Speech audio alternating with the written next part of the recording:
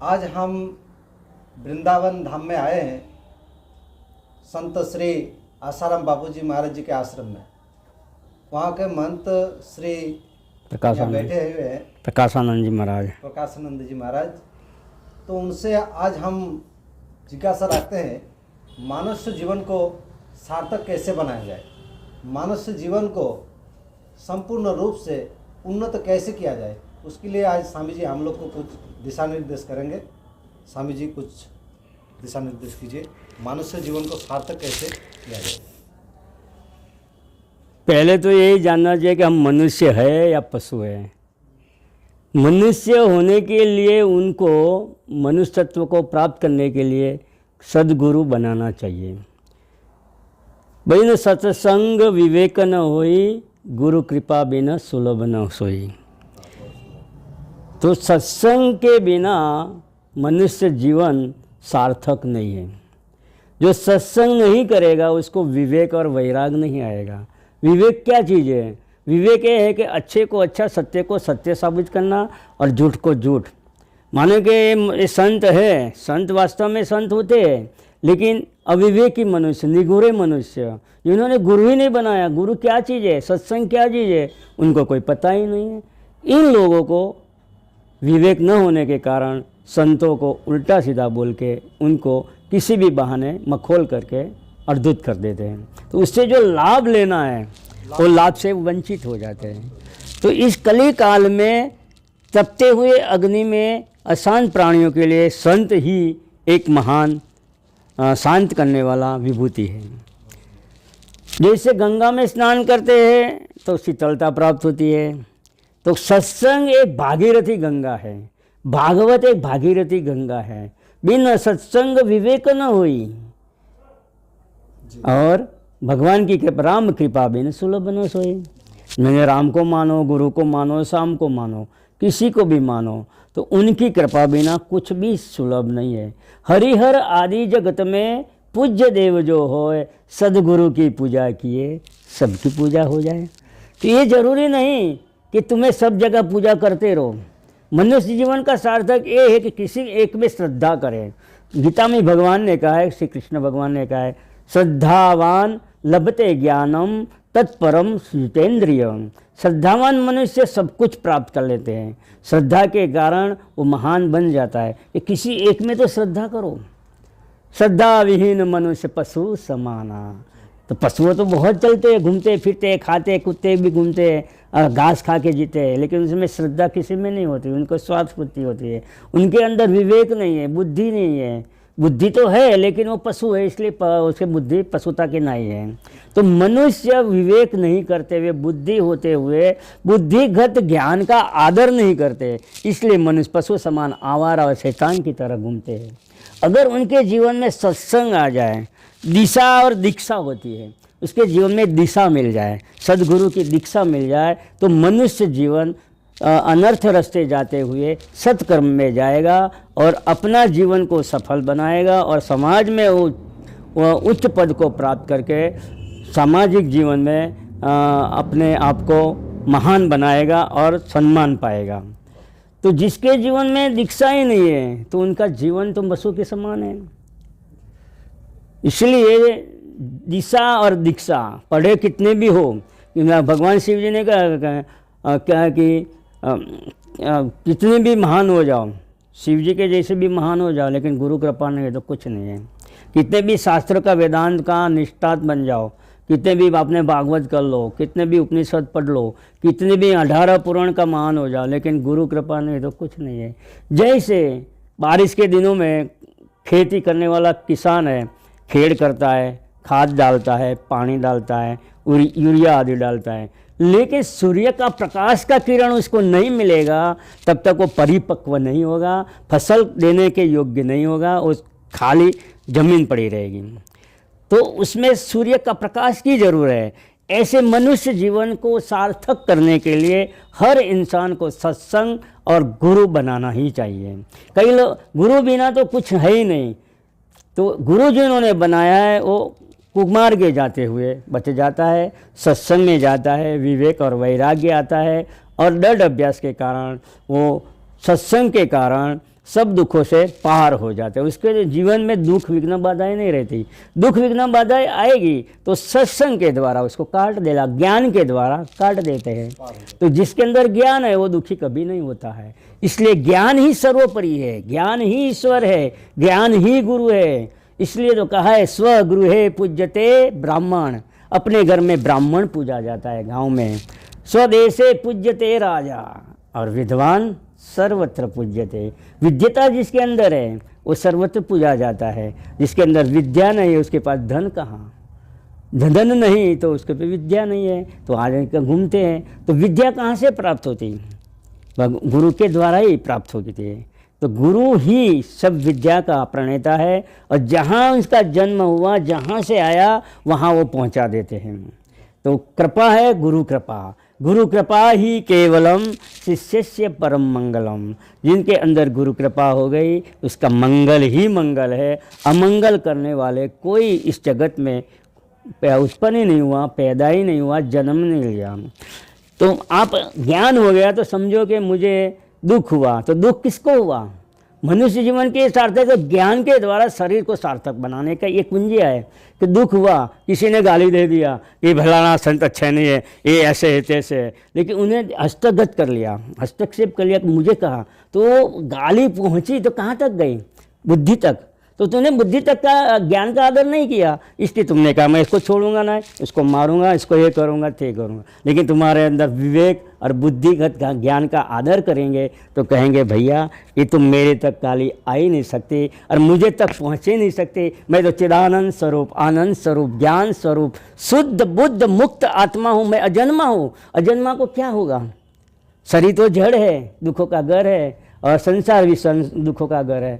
तो शरीर के साथ जुड़ो मत, शरीर से अलिप्त होकर कहो। तुलसीदास महाराज ने भी कहा कि जैसे जीवा में रस होता है, तुलसी जग में यूँ रहो जो रसना मुख माही, खाती पीती घी और तेल।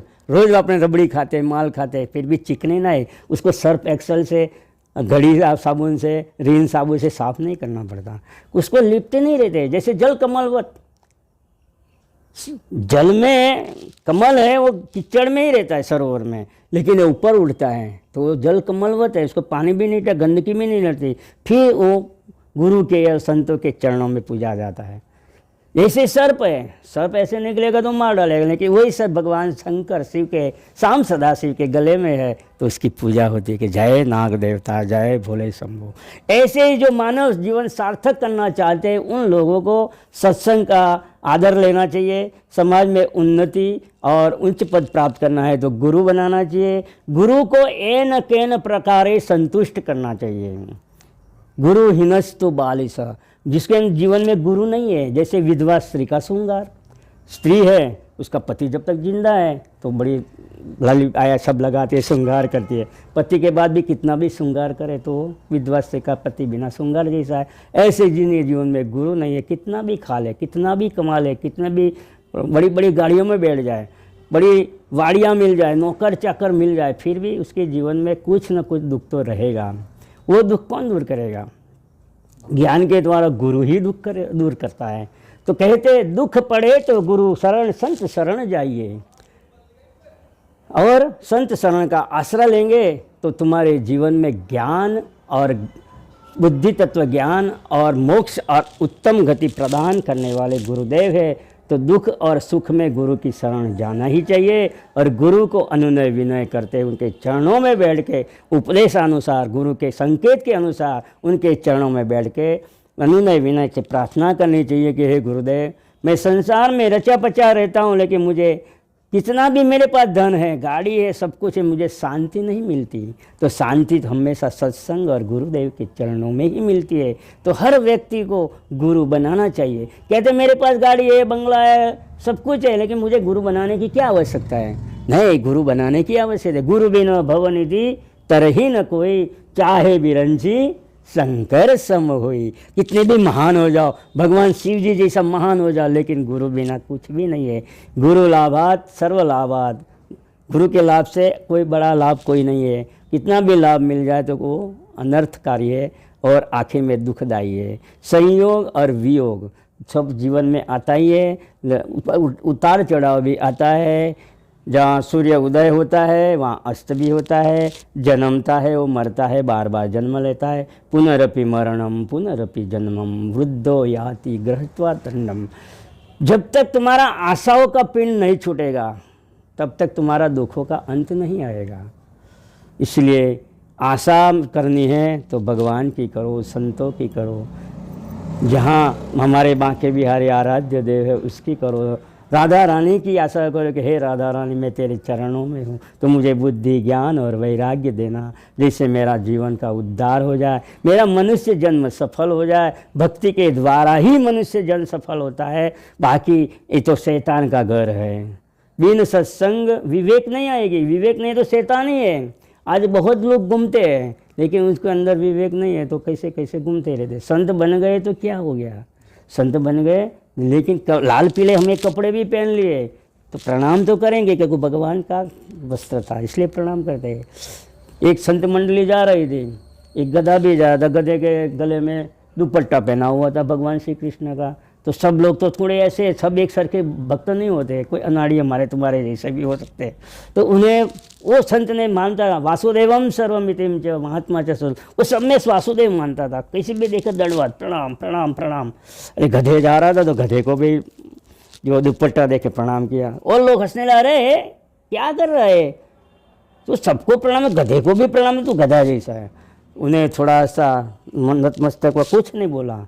जो ज्ञान में है वो मान अपमान को नहीं मानते। सुख दुख समय कृत्वा लाभा लाभो जया जाओ, सुख दुख में वो सम रहता है।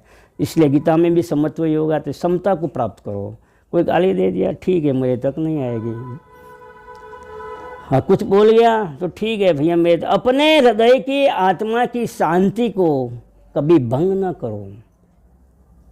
इसलिए तो कहा है, सम्राट के साथ राज करके भी रहना बुरा है, न जाने कब भगा दे। संत के साथ मार खा के भूखा रहते हुए भी, गालियाँ खाते हुए भी भूखा भी पड़ा रहना पड़े तो रह लीजिए, लेकिन संत शरण कभी ना छोड़िए, क्योंकि वो भगवान की प्राप्ति और भगवान तत्व तक पहुंचा के उच्च पद में टिका देता है। इसलिए संत शरण मनुष्य जीवन के लिए सार्थक है। और मनुष्य जीवन का यही ध्येय है कि सत्संग के साथ, संत शरण, गुरु के साथ ज्ञान और वैराग्य की प्राप्ति करे, उसके चरणों में अनुनय विनय के साथ बैठे, गुरु का संकेत, आदर्श और गुरु की आज्ञा का पालन करें। गुरु आज्ञा का पालन 100 अश्वमेध यज्ञ बराबर है। गुरु आज्ञा का उल्लंघन एक ब्रह्म हत्या का पाप होता है। तो गुरु आज्ञा का पालन करने में तुम्हें कहा जाता भैया, गुरु ने बोला ठीक है ये तो, हाँ बस यही है। गुरु ने कहा तुम पढ़े रहो तो पढ़े रहेंगे, लेकिन उनको पता है कि उनका योग, भगवान श्री कृष्ण ने योगाक्षम वहाभ्यम, मैं जो मेरे भजताम प्रीतिपूर्वकाम दंडपूर्वकाम योगाक्षम वहां, जो मेरे प्रीतिपूर्वक बचता है, मेरी आज्ञा का पालन करता है गुरु, उसका मैं योग स्वयं वहन करता हूँ। तो भगवान की शरण, गुरु की शरण ही सर्वोपरि है। मनुष्य जीवन की यही सार्थकता है। मनुष्य जीवन तभी सफल है कि संत, सत्संग और गुरु और गंगा, गायत्री और गैया की सेवा करता है।